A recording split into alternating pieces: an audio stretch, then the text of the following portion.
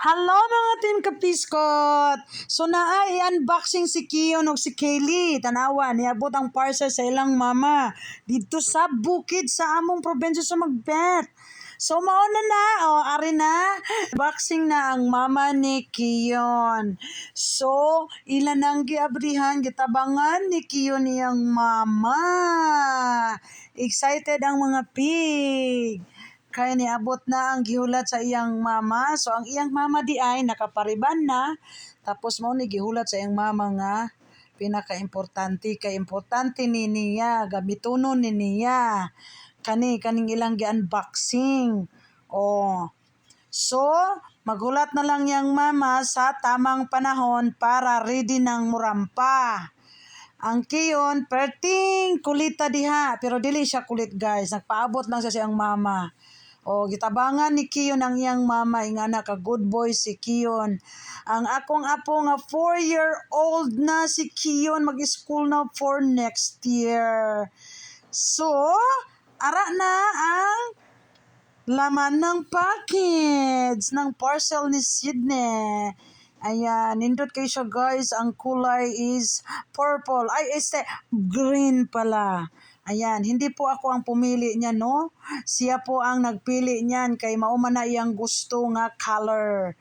Kung about sa gusto sa akong anak, dili ko pwedeng magbuot. Siya gyud kay mas bintaha man ang ilang gusto ang ilang gusto. Diba? Ano man na kuyapan.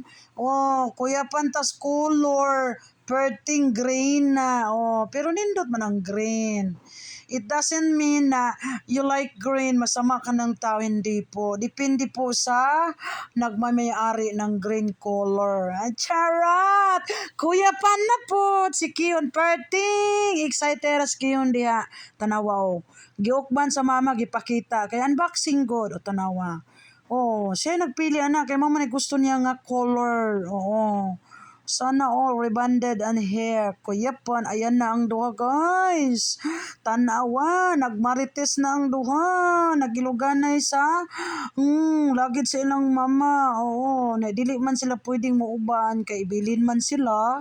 So wala sila kabalo nga ang ilang mama di ay maglakaw na. Charot. So sa dihang dapitan mga guys, niabot na pud ning atong ipanghatag nga relo. Para ni sa inyo ha, mga followers, suporta ka ng tinud-anay, nagsuporta na ako. Para sa inyo ni. Huwas out, shout out. Kuya Pan, ang makadawat. Yay! Unboxing sa Relonica Pesco, 3 yan. Yang gold na yung pinakita ni Sydney. Kanya yan. Thank you so much.